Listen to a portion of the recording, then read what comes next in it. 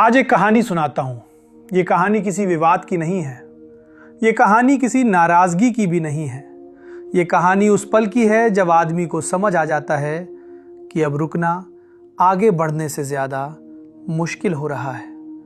Lallan top कोई दफ्तर नहीं था मेरे लिए। लल्लन टॉप एक जिम्मेदारी थी, एक प्रयोग था, एक भरोसा था कि हिंदी में भी पत्रकारिता ईमानदार, असरदार और लोकप्रिय हो सकती है। जब हमने शुरू किया था तो हमारे पास न बड़ा बजट था, न बड़ा सेटअप, न कोई फार्मूला।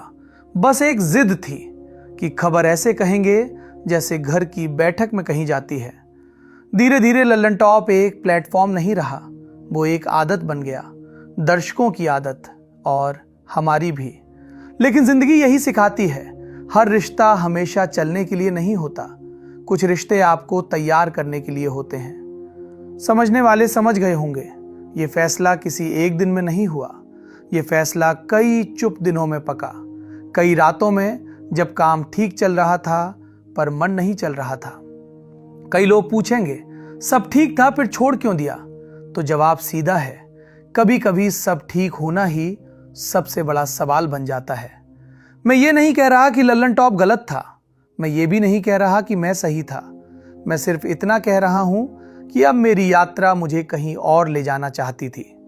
लल्लन टॉप ने मुझे बहुत कुछ दिया, नाम दिया, पहचान दी और सबसे ज़रूरी आपका भरोसा दिया। और भरोसा ऐसा होता है जिसे छोड़ते वक्त हाथ कांपते हैं।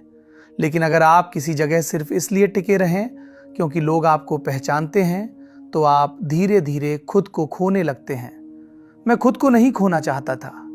आज भी मैं वही हूं जो सवाल पूछता है, जो सत्ता से असहज रहता है, जो दर्शक को कमजोर नहीं समझता।